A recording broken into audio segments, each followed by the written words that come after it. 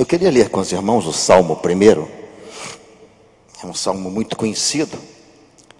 Antigamente os crentes se convertiam e os primeiros salmos a serem decorados eram o Salmo 1 e o Salmo 23. O Salmo 1 e o Salmo 23. Acho que eles vão colocar ali. Se colocarem, eu leio, nós vamos ler juntos este Salmo 1. Todo o Salmo 1. Eu vou ler então. Quem souber de cor, não é? O Salmo 1, leia comigo. Bem-aventurado o homem que não anda segundo o conselho dos ímpios, não se detém no caminho dos pecadores, nem se assenta na roda dos escarnecedores. Antes tem o seu prazer na lei do Senhor, e na sua lei medita de dia e de noite. Ele é como árvore plantada junto à corrente de águas, que no devido tempo dá o seu fruto e cuja folhagem não murcha, e tudo quanto ele faz será bem sucedido. Os ímpios não são assim, são porém como a palha que o vento dispersa. Por isso, os perversos não prevalecerão no juízo, nem os pecadores na congregação dos justos, pois o Senhor conhece o caminho dos justos, mas o caminho dos ímpios perecerá. Vamos juntos tentar falar o verso 2? Agora podiam colocar o verso 2 ali. Isso, vamos juntos. Antes...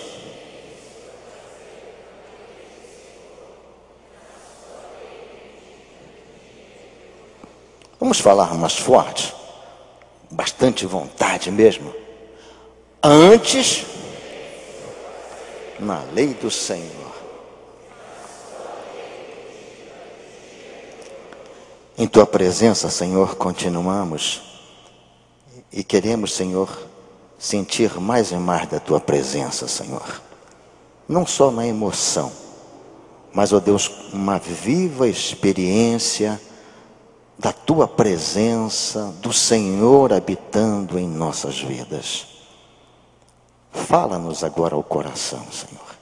O Senhor sabe que este pregador depende de ti, Senhor, para falar à tua igreja, Senhor.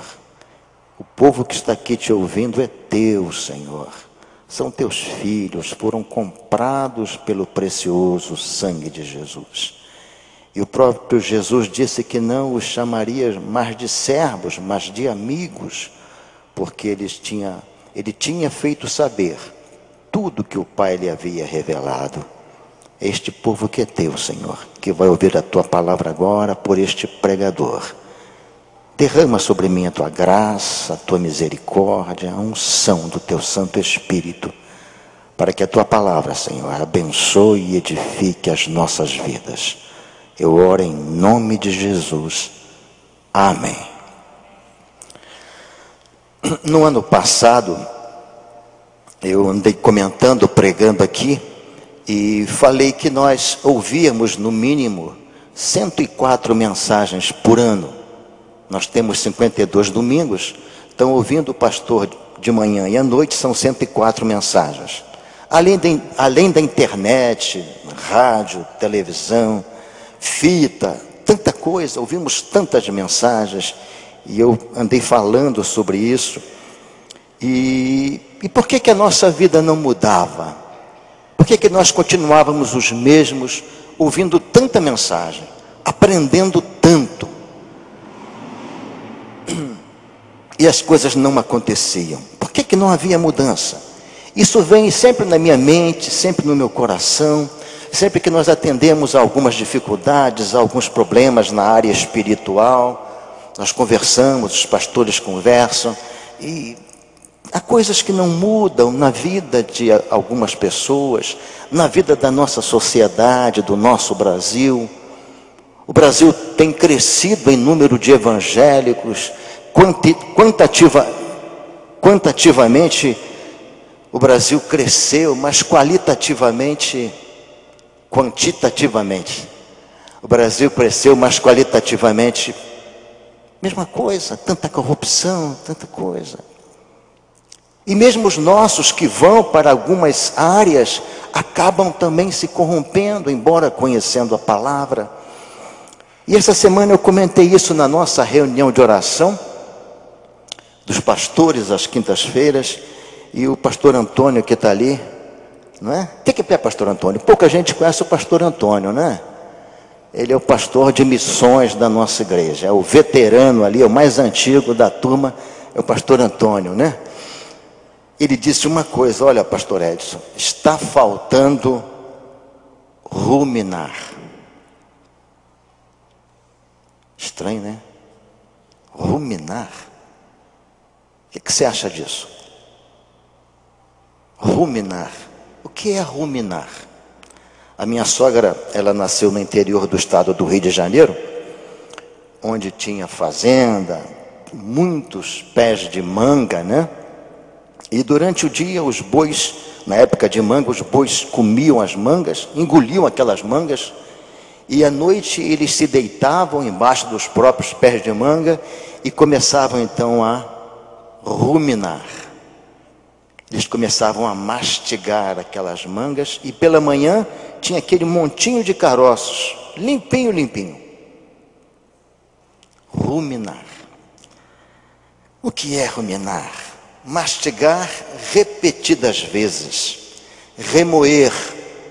É algo comum aos bovinos e aos equíneos após comerem as ervas do pasto. Figuradamente, pensar muito em alguma coisa. Refletir com calma e cuidado.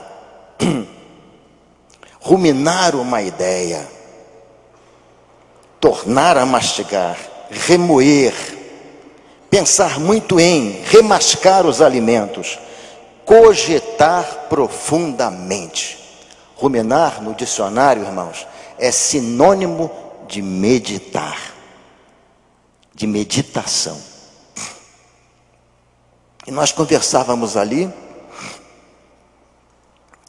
e percebe-se que a gente ouve muitas mensagens maravilhosas, mensagens tremendas, como domingo passado, que o pastor Pascoal trouxe, e saímos daqui e já nem lembramos mais do texto que foi lido. À noite, então, os homens já saem preocupados em ver os gols do Fantástico, não é verdade? Os gols do Fantástico e tal, e ainda bem que eu não torço por time nenhum, eu sempre morre na praia mesmo o Vasco, morre na praia, então já nem adianta ver gol do Fantástico, mas a gente já sai pensando no gol do Fantástico, não é? Ou vamos comer aquela pizza, ou vamos fazer aquilo, nada de errado nisso. Mas o que acontece, irmãos, que aquilo que nós ouvimos aqui, acaba ficando aqui. O que houve com José e Maria, quando aos 12 anos foram com Jesus, lá em Jerusalém para adoração? Irmãos, lembram? Quando acabou os dias da festa, o que aconteceu? Eles esqueceram quem? Pode falar. Jesus. Eles voltaram e deixaram Jesus no templo. Deixaram Jesus no templo. E depois de quantos dias? 3 dias. Eu vejo aquele coral ali. Podia botar, pastor Paulo Davi, uma cruz vermelha no peito de cada um. Porque ali está Botafogo. Se botar uma cruz vermelha fica, né? Fica Vasco da Gama, né? Depois de 3 dias que eles perceberam que Jesus não estava com eles, eles esqueceram Jesus no templo. Ouvimos mensagens tremendas que mexem com a gente chora, vem à frente, se derrama, e quando saímos daqui, parece que deixamos tudo aqui de novo. Na segunda-feira já não lembramos de mais nada, na terça-feira as coisas, ou se lembramos até do texto lido, da própria mensagem, ela fica mais na esfera do intelecto, do conhecimento. É bonito, o texto foi tal, mas nós não meditamos, nós não ficamos mastigando, ruminando aquilo que foi falado. e que sempre vai de encontro em alguma área da nossa vida, em algum problema na nossa vida, seja qual for.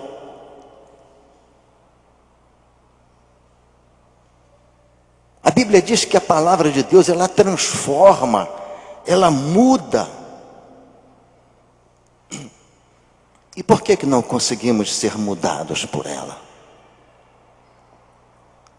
Hebreus 4:12 fala sobre o poder da palavra, diz que a palavra é viva e eficaz, e mais penetrante do que qualquer espada de 2 gumes, e penetra até a divisão da alma, do espírito, juntas e medula, e ela é apta para discernir os pensamentos e intenções do coração. E porque estamos sempre fazendo as mesmas coisas, estamos sempre na mesma situação, na mesma vida, porque não crescemos. Oséias disse: conheçamos e prossigamos em conhecer ao Senhor. Precisamos crescer na palavra, sermos adultos espirituais, capazes de comer agora um alimento mais forte, não só o leite racional. Lembramos, mas não meditamos no que foi falado, se tem algo a ver comigo ou não, ou se tem, mas Deus sabe como eu sou, Deus sabe da minha situação, Deus sabe, e é por isso que Ele fala ao seu coração, é por isso que Ele quer mudar a tua vida, a minha vida. Eu me questiono em muitas coisas na minha vida que eu preciso melhorar, me questiono, fico brigando comigo mesmo, uma batalha. E este Salmo 1, irmãos, Jesus o cumpriu literalmente. E o salmista, não sabemos quem é o salmista, é um salmo anônimo, mas ele vai dizer que aquele que teme ao Senhor, ele é bem-aventurado, ele é feliz, ele é felicíssimo, porque ele não anda segundo o conselho dos ímpios. Uma vez uma irmã me perguntou assim: pastor, a minha vizinha me deu um conselho para fazer um curso para tentar um emprego público. Isto é conselho dos ímpios? Eu falei: não, minha irmã. Conselho dos ímpios é quando dão conselhos para nós fazermos coisas que desagradam a Deus. A outra me perguntou: pastor, a minha vizinha me ensinou um xarope de ervas para dar para o meu filho, mas ela é uma pessoa ímpia. Falei: não tem problema, irmã, se o xarope não for matar o seu filho, pode dar. Conselho dos ímpios é aquele conselho que vai me tirar da presença de Deus, que vai me fazer pecar, que vai me fazer desobedecer a Deus. E é o que o salmista diz, que não anda segundo o conselho, que não se detém, que não para com eles, e que nem se assenta à roda dos escarnecedores, para pecar juntamente com ele.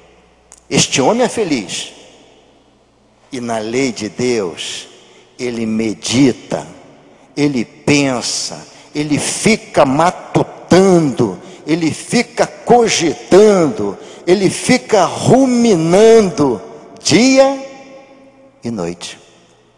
Não é que ele não pare para trabalhar, para dormir, para almoçar, não é isso, mas a mente dele está sempre tomada pelas coisas do Espírito. Os puritanos diziam que não havia diferença entre secular e espiritual. Para os crentes, tudo era espiritual, tudo devia estar na presença de Deus. Eles pensavam assim. Precisamos, irmãos, estar sempre meditando na palavra de Deus. Aquele versículo que o irmão conhece e que fala ao seu coração, medita nele. Pede para Deus gravá-lo na sua mente. E para aquela passagem mudar a sua vida. Irmãos, já perceberam que quando ouvimos uma mensagem muito exortativa, nós achamos que é para os outros? Puxa, a gente olha assim, essa mensagem é para fulano, ele não está aqui hoje. Não é verdade? Mensagem é para mim. Mensagem é para mim. Deus sempre alcança o nosso coração. E a Bíblia vai falar 18 vezes sobre meditar. Já lemos o Salmo 1, verso 2. E na sua lei medita de dia e de noite. Jó 5, 27 diz assim: eis que o já havemos inquirido. E assim é, ouve e medita nisso para o teu bem. Medita nisso para o teu bem. No Salmo 77, eles não estão botando o texto ali, que eu acho que eu confundi eles lá na comunicação. No Salmo 77, o salmista é Asaf. E Asaf está passando por um tempo de crise muito grande. Ele também era um dos cantores, tocava, cantava, usava essa beca bonita de Botafogo. Asaf era um homem da música, mas ele passava por uma crise muito grande. E em dado momento, no seu salmo, ele diz assim: de noite, chamei a lembrança o meu cântico, meditei em meu coração, e o meu espírito esquadrinhou.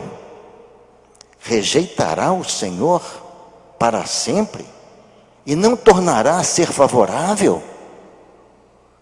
Será que cessou para sempre a sua benignidade? Ou encerrou ele as suas misericórdias na sua ira? Ele ficou pensando: puxa, o que eu estou passando é tão difícil, estou com tantos problemas, com tantas batalhas.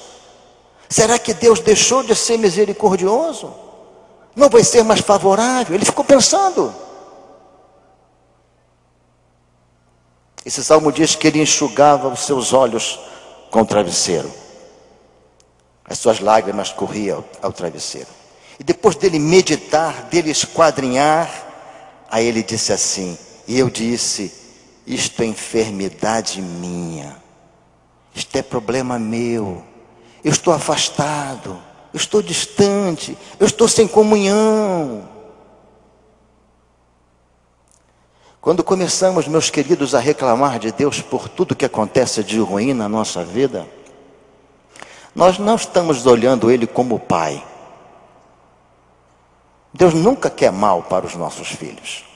Eu tenho 4 filhos e eu quero o bem deles todos. Já estão todos adultos, mas eu quero o bem deles todos. Eu tenho uma convicção muito plena no meu coração: eu sou capaz de dar a vida pelos meus filhos, pela minha esposa, sem dúvida alguma. Mas os filhos, sem dúvida nenhuma. Então, quando eu começo a atribuir a Deus os insucessos da minha vida, Ele é culpado. Outro dia um irmão disse: pastor, eu fiquei tão chateado que eu xinguei Deus. Xinguei Deus de palavrão. Às vezes não xingamos, mas ficamos dizendo: Senhor, o Senhor não está vendo não? O Senhor é culpado disso, o Senhor é culpado daquilo. Meus queridos, a maioria dos nossos problemas somos nós que arranjamos. A maioria deles. Ou se não todos, mas a maioria deles. Quer ver uma coisa? Os meus filhos. Meus filhos são um problema. Não existe filho problema. Nós é que temos problemas ao criá-los, ao educá-los. Nós é que somos problemas. Se os meus filhos não são melhores, é porque eu não eduquei melhor. Eu não fui melhor, porque também talvez não tenha tido algo de melhor para mim. Não é para ninguém se cobrar não, tá? Porque na verdade ninguém sabe ser pai nem mãe perfeitos. Não existe pai nem mãe perfeito na terra, só Deus. Só Deus, absolutamente só Deus. Só Ele. Então ele vai dizer que aí, quando ele viu que era a enfermidade dele, disse: quando eu vi que o problema era meu, aí eu me lembrei dos anos da destra do Altíssimo. Eu me lembrarei do Senhor, certamente que me lembrarei das tuas maravilhas da antiguidade. Eu me lembrarei, Senhor. Meditarei em todas as tuas obras. Falarei dos teus feitos. O teu caminho, ó Deus, está no santuário. Que Deus é tão grande como o nosso Deus. Aí ele termina, ele continua, mas ele faz essa afirmação: que Deus é tão grande como o nosso Deus. Quando ele se pôs a meditar, e olhar a sua situação e olhar a palavra de Deus. Eu ouvia de um pastor, ele dizia assim: Edson, não precisamos exortar ninguém na igreja, basta pregarmos o evangelho puro como ele é, e a pessoa ouve e ela se olha no espelho que é a Bíblia, e Deus começa a mudar a sua vida. Deus falando a Josué, Deus diz assim: não se aparte, Josué, da tua boca o livro desta lei, antes medita nele dia e noite, para que tenha cuidado de fazer tudo que está nele escrito, porque então farás prosperar o teu caminho e serás bem sucedido. Bem sucedido. Outra expressão interessante que eu acho de meditar é o Salmo 119 também, que não sabemos o autor deste salmo. Ele diz assim: príncipes também se assentaram e falaram contra mim, mas o teu servo meditou nos teus estatutos. Falaram contra o salmista, falaram contra todos os servos de Deus, mas quando eu medito na palavra de Deus, quando eu medito, quando eu penso, quando eu inquiro aquele Deus que eu sirvo, que eu amo, não tem nem que dar resposta para aqueles que me afrontam ou que escarnecem de mim. Queria que nesta manhã, ao irmos embora daqui, você fosse meditando na palavra, fosse ruminando, fosse matutando, fosse se perguntando: em que, Senhor, eu preciso melhorar? Em que eu preciso acertar? Por que eu não consigo vencer isso, vencer aquilo? Se a Bíblia garante que quem está em Cristo é nova criatura, se a Bíblia diz, o próprio Jesus disse que se o Filho vos libertar, verdadeiramente sereis livres. Sereis livres. Paulo falando a Timóteo, Paulo diz assim: medita estas coisas, ocupa-te nelas, para que o teu aproveitamento seja manifesto a todos.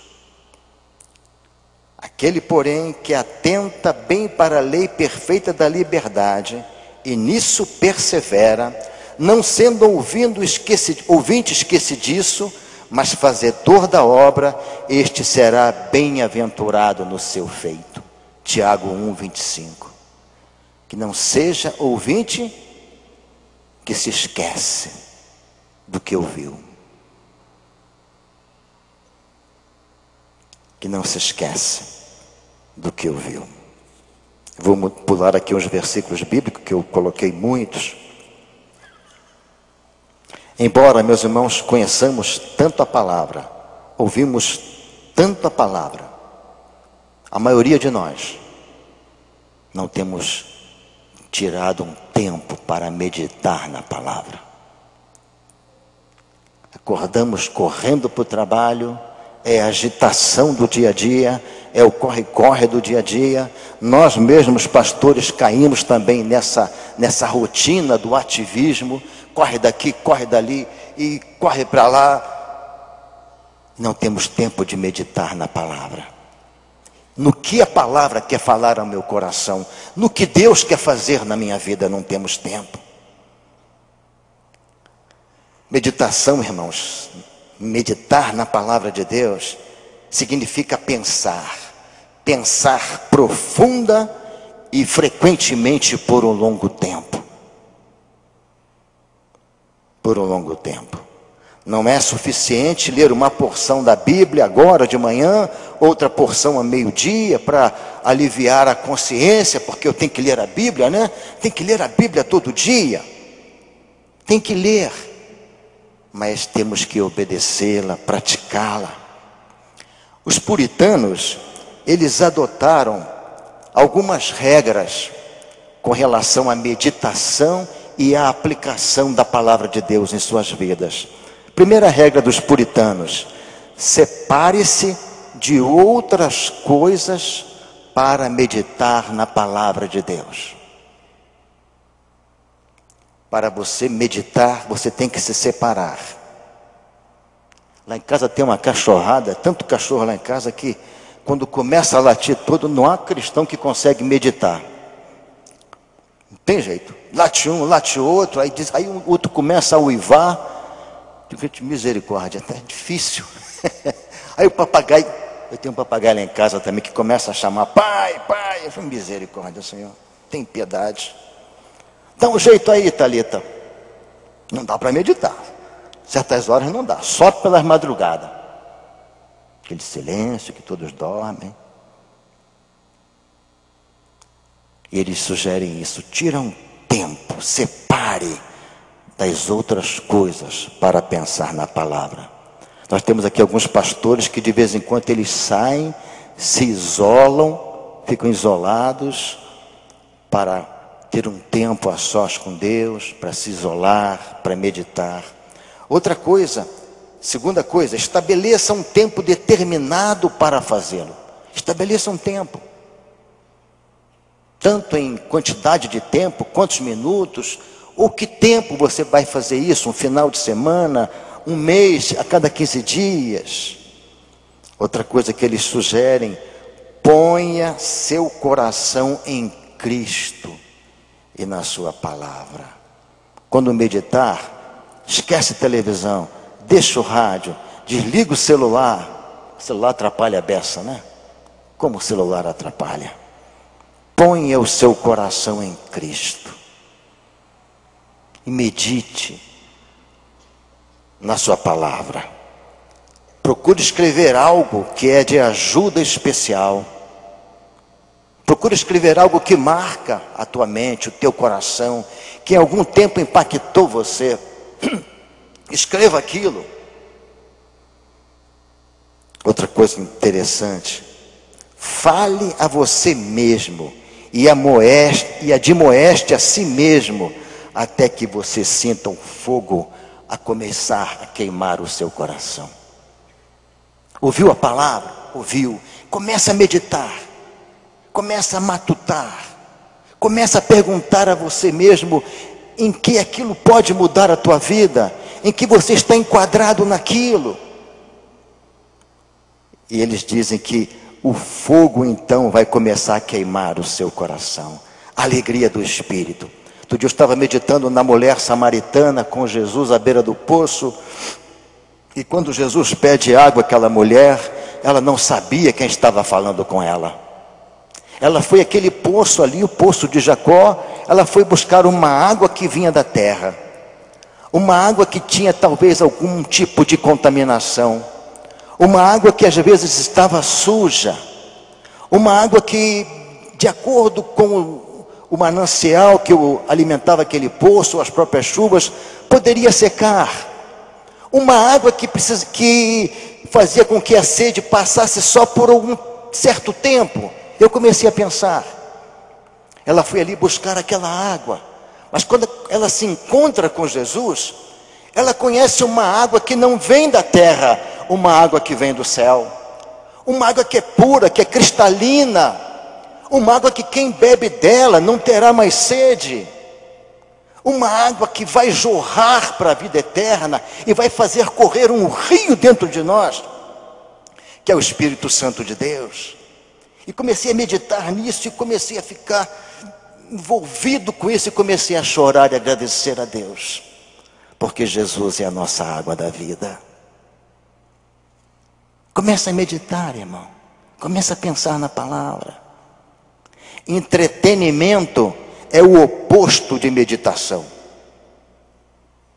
Entretenimento é o oposto de meditação. Se a tua mente começar a divagar, a mudar, fique em alerta, porque você não vai conseguir meditar. E vou terminar aqui, que eu não quero passar hoje de meio-dia. Vou encerrar por aqui hoje. Decore versículos bíblicos. Quantos versículos bíblicos você sabe, meu irmão? Não é para ganhar ponto, não. Antigamente era para ganhar ponto nas gincanas que a igreja tinha. A minha filha mais velha, com 8 anos, ela sabia 500 perguntas bíblicas e suas respostas. Ninguém ganhava a Gisele. Minha sogra morava comigo, minha sogra tinha tempo, sentava os netos no colo e o ensino da palavra, é um livrinho antigo da Juerp. Ela ensinava aquilo tudo e a Gisele, e até hoje, a Gisele é boa de Bíblia, graças a Deus. Está no Rio de Janeiro, sozinho, os pais estão aqui, os irmãos, avós, tios, está lá sozinho, enfrentando uma batalha tremenda, tremenda. Mas que alegria, quando ela liga, quando ela vem aqui e disse: ah, pai, como foi bom aprender a Bíblia. E quando a gente ia de férias para a praia, que eles faziam bagunça, eu dava um castigo para eles, para ela e para o Júnior: ler Provérbios, todo. Passava a tarde toda lendo Provérbios, aprenderam Provérbios. Uma vez foi uma visitante, também ficou de castigo também lendo Provérbios. E outro dia ela disse: pastor, como foi bom aquele castigo, pastor. Eu aprendi Provérbios. Decore a palavra, irmãos. O crente precisa ter 3 Bíblias. Uma Bíblia na mente, para poder responder, para poder saber onde está. Uma Bíblia à mão, para usar o tempo todo, lendo, ensinando. E uma Bíblia no coração, para aprender, para praticar. Termino recitando o Salmo 119, quando o salmista diz assim: como purificará o mancebo, o jovem, o seu caminho? Observando conforme a tua palavra. José fugiu da mulher de Potifar, saiu ileso, porque ele observava a palavra no seu coração. Ele obedecia. Aquilo que Jacó ensinava, andando, caminhando, tudo ensino oral, José aprendeu. E aqui o salmista reforça isso. Mais adiante o próprio salmista diz assim: escondi a tua palavra no meu coração para eu não pecar contra ti. Eu encerro dizendo, meus queridos, não sejamos apenas ouvintes esquecidos, mas medita na palavra dia e noite. Medita, anota, escreve, pergunta qual a tua situação e aquele texto bíblico, o que Deus quer de você. E certamente, irmãos, a nossa vida vai começar a mudar. Foi o que Jesus falou para Nicodemos: Nicodemos, você é doutor da lei, mas tem que nascer da água e do Espírito. A água ali não é batismo não, meus irmãos. É a palavra. É o próprio Jesus. Nós somos transformados pela palavra. Queria orar nesta hora, encerrando esta minha parte, pedindo que Deus abençoasse você, meu irmão, minha irmã, me abençoasse, para que meditássemos mais na palavra. Lembro da minha mãe. Nós nos convertemos e a mamãe começou a ser uma leitora da Bíblia assim, sedenta pela palavra. E até hoje ela lê a Bíblia 2 vezes por ano. Eu não discuto onde está o versículo tal, não discuto, ela sabe mais do que eu. E ainda crente novos, alguém foi à nossa casa. Uma senhora foi lá na nossa casa, e foi reclamar da presidente da União Feminina Missionária. Ah, irmã, precisa mudar e tal. Aí mamãe ouviu e disse para ela assim: minha irmã, a palavra diz que devemos orar uns pelos outros. Então, se a senhora está vendo esses defeitos na irmã fulana, vamos ajoelhar aqui e vamos orar por ela, para Deus abençoá-la. Morreu ali a murmuração, a reclamação, a fofoca. A palavra tem esse poder de nos fazer sábios neste mundo tão conturbado. Leia, medite, não sabe? Pergunta aos pastores, os diáconos, os irmãos mais antigos, pergunta. Pergunta sobretudo para o próprio Deus. Me ensina, Senhor. Pai, na Tua presença estamos, Senhor. E o desejo é continuar conversando com meus irmãos sobre a Tua palavra, sobre a meditação na mesma. Como ela é proveitosa, Senhor, para ensinar, para redarguir, para instruir em justiça o homem de Deus. Muito obrigado, Senhor. Abençoa a Tua igreja, Pai, que tem ouvido a Tua palavra de um modo tão tremendo, tão maravilhoso. Como o nosso pastor Pascoal é usado para falar da Tua palavra. Como os Teus servos que têm vindo aqui pregar, têm sido abençoados para falar da Tua palavra. Nos ajuda, Senhor, a meditarmos, a separarmos tempo, mastigando, ruminando aquilo que ouvimos, para que ela, como água, lave o nosso coração, a nossa mente, e sejamos obreiros aprovados, crentes aprovados do Senhor. Que a Tua palavra nos transforme a cada dia, porque ela é a Tua palavra, Senhor. Ela vem do Teu coração para os nossos corações. Guarda-nos com a Tua graça, Senhor, e nos ensina neste privilégio, Senhor, maravilhoso, de meditar na Tua palavra. Oramos assim em o nome de Jesus. Amém.